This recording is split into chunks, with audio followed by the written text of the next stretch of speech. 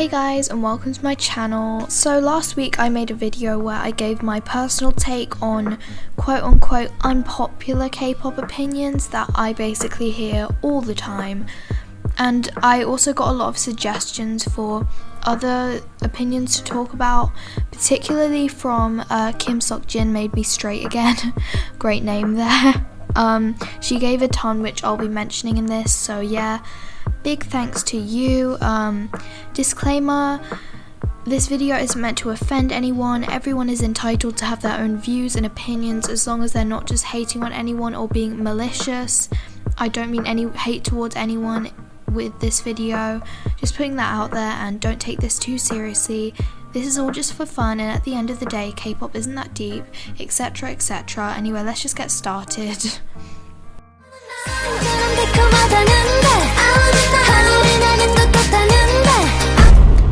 So the first opinion is cute concepts over girl crush concepts. Okay, if you had asked me for my opinion on cute concepts when I first got into K-pop, I probably would have said, no, not my cup of tea. Cute concepts are kind of weird, to be honest. But honestly, I feel like my opinion of that just came from what I thought other people thought. Like the people I know in real life and like people at my school, they don't like K-pop, so I'm kind of like a secret K-pop stan. Only two of my friends and my sister know that I like it. My sister's fine with it. My friends think it's weird. I've had a lot of situations where I've heard people in class saying stuff like, only 9-year-olds girls listen to K-pop and K-pop is disgusting, and I've just been sitting at my desk like, okay.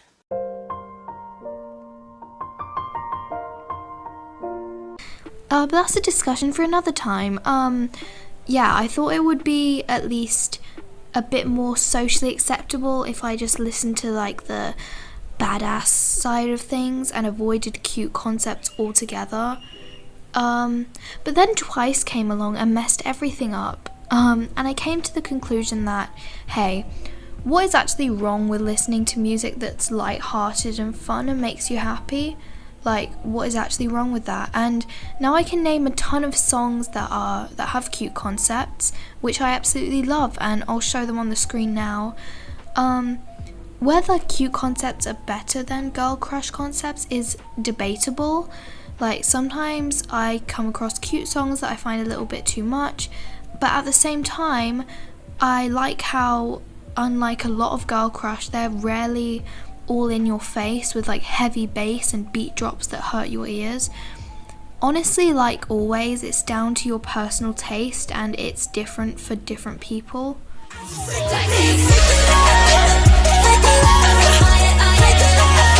Okay, so the second opinion I'm going to be talking about, it's kind of a double opinion in one, but it's both Blackpink and BTS's older music is better than their newer music. Right, so with BTS, because they've been around for like 7 years, it's kind of hard to distinguish what their old music is and what their new music is. Like, what time frame does that count as? But here I'm just going to assume that like their emo phase counts as their older music. So like title track wise, from like No More Dream to War of Hormone. I think it's very subjective. Like, whether their older music is better than their newer music, I think it's very subjective. I don't really think it's a very easy thing to say that their older music is better than their newer music or vice versa.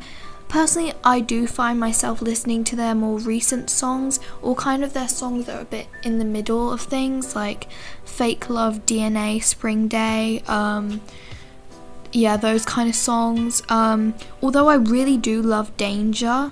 That's an amazing song, and that's probably my favorite of their older songs. I've heard a lot of people saying that they didn't like Boy With Love, and while I actually like that song because it just puts me in a good mood and it's something to bop to, I do get that maybe it's a little bit generic and there isn't really anything particularly unique about it. I really love On as well. It did need to grow on me for a little bit, but now I listen to it pretty much all the time. I love how empowering it is, and Jungkook's high notes in the bridge are literally the best things to ever exist, and you can fight me if you disagree. But I do agree that the auto-tune was a little bit much. At the end of the day, it is all down to personal taste, and if you prefer some songs over others, that doesn't necessarily make them better.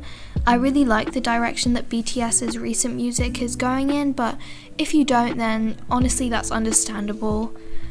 As for Blackpink, I don't really think they have enough music in general to make a proper judgment on this matter. My two favourite songs from Blackpink are both from Square 2, which I guess counts in the older music category because I really like Stay and Playing With Fire.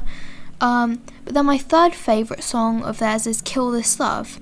So I feel like a lot of people made this decision that their older music is better than their newer music just based on D4 and Kill This Love. And they're both songs that I actually really love. Did It Do is the song that got me into Blackpink and K-pop as a whole, so it does hold a precious place in my heart, and as I said, Kill This Love is in my top 3. I do think their choreographies have gone down a little bit. They are still iconic, but they do tend to recycle moves a lot and stuff. So I don't know, but I guess we'll just see what happens when they come back in June, which had better happen by the way, but knowing YG, we're probably going to get clowned again. We'll have to wait and see. So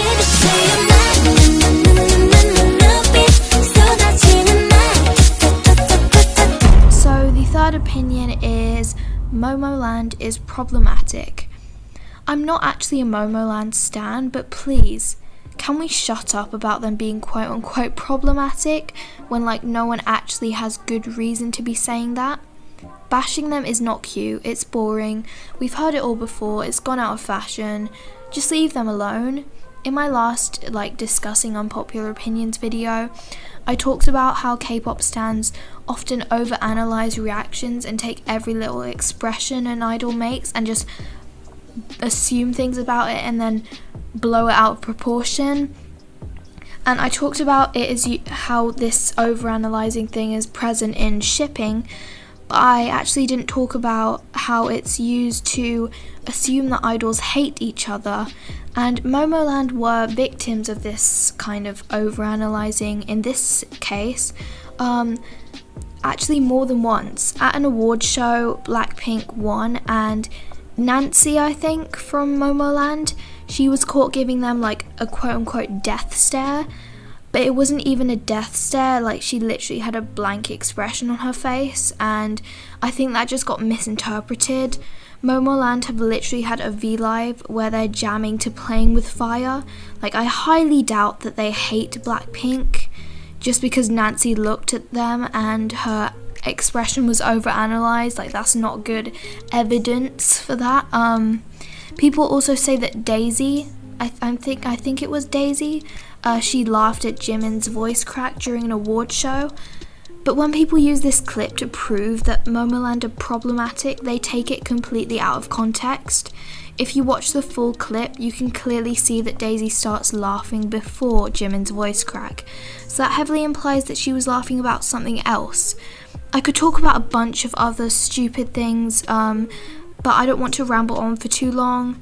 I just feel like because Blackpink is one of my alt groups, I know what it's like for a group that you really support to just be mindlessly hated on, and so I know how frustrating it must be for Marys to be constantly hearing these things about Momoland, and I can only imagine how the girls of Momoland are feeling. Yeah, that's just my opinion on that one.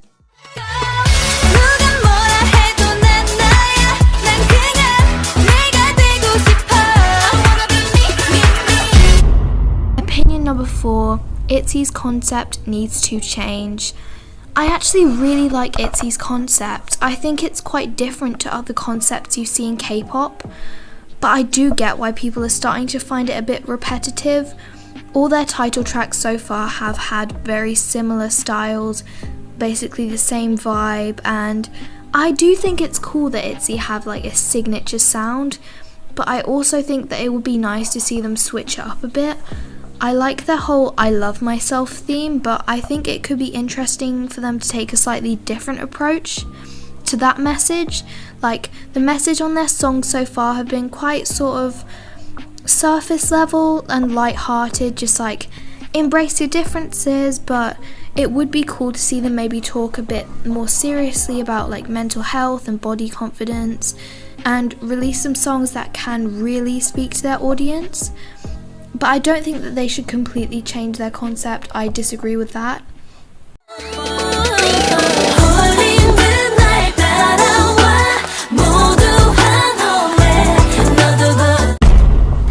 Opinion number 5, the visual position should not exist. Honestly, preach. I sound like a broken record at this point because I've talked about this so much on my channel before, but I really hate how much an idol's appearance is prioritized in the K-pop industry. I feel like it's just incredibly toxic, and having a position for the supposedly best looking member just adds more fuel to that fire. It's not nice for other members in the group basically being told that their friend looks better than them, and it's not nice for the visuals themselves, because imagine investing literal years of your life into training to become an idol, only to be told that you're like the pretty one in the group. I also noticed that a lot of visuals don't get enough recognition for their talent, and their hard work is often overlooked. A good example of this would be Red Velvet's Irene. When I hear people complimenting her, 90% of the time it is to do with her looks. And yeah, of course, Irene's visuals are god tier, but like, can we start recognizing her more for her talents? Yes, she does have the looks, but she is an amazing vocalist, and she's a great rapper and dancer too. I also feel like a lot of visuals get bashed for being the quote-unquote useless members of the group, because people assume that they have an easy card into the industry, and that's just not true at all. Like, no idol has an easy card into the industry. It's like, no. I've also heard people hate on Chewie from Twice, saying like, oh, she's just a pretty face, she doesn't add anything to Twice, which again just isn't true.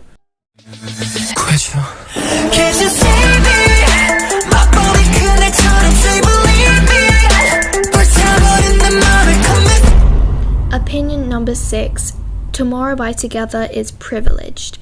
I'm not really a MOA, is that how you say it, or is it an MOA? Does it stand for something? I don't know, I'm so sorry. I'm not really like a fan, but I did recently learn the members' names, and I do like pretty much every release of theirs so far, except for like Cat and Dog. It's not a bad song, just not really for me.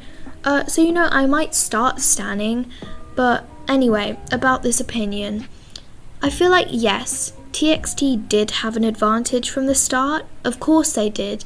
A group coming from a well-known entertainment company is going to get more attention from the get-go than a group from a not so well-known company. Like, that's just natural. So yes, they had an advantage, but I don't think that that's something they should be hated on for, like them getting more attention because of being from Big Hit. Like, it's just kind of how things work. If a company's more famous, obviously the groups are going to be more famous from debut. And also a lot of people tend to overlook how like they had an advantage, but they still had to work to get that advantage. Like, I would assume that getting into Big Hit would be like quite difficult, and I don't think that TXT have had everything handed to them on a silver platter like people act like they have. To sum it all up, do TXT have an advantage? Yes. Does that make them undeserving of their fame? No. Do they deserve hate for that? Absolutely not. But if you're someone who hates on TXT for getting fame from debut because of their company, you might as well hate on like Twice, Blackpink, ITZY, Red Velvet, and a ton of other groups. Like, not that you should hate on those groups because they're amazing and they do not deserve that, but like, if you're following that kind of logic consistently, like, it's a bit hypocritical to bash TXT and then support other groups who are in the same situation. I'ma shake it like you on my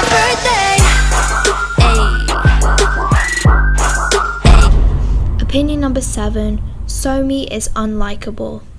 To start off, I don't think that anyone should force themselves to like a person if they don't. You know, there are over 7 billion people on this earth. You're not gonna love everyone. And as long as you're not being hateful, I think disliking someone isn't something criminal. That being said, I feel like with Somi, a lot of people base their opinions of her on how she appears in music videos and on stage. In Birthday, I think a lot of people got the impression that she was like a spoiled rich girl or something. And yes, Birthday does have that kind of vibe. It's a bop, but it does have that kind of vibe. But that doesn't necessarily reflect who she is as a person. Idols and music artists in general do have different personas on stage. Like, for example, Jennie from Blackpink. On stage, she seems like really like fierce and, you know, savage. But that's not necessarily what her real personality is like. Not saying you have to love her, but like, don't form your opinion of her as a person based on what you see in a music video. That's all I'm saying.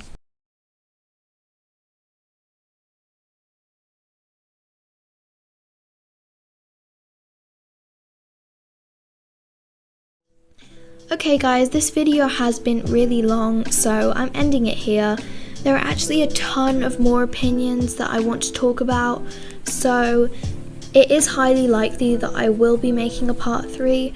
Again, massive thank you to Kim Seokjin Made Me Straight again. I really appreciate all the ideas you provided, and I will definitely discuss more of them in part 3. Anyway guys, thanks so much for watching, and I hope you guys have a great day. Bye, and I hope you enjoyed this video.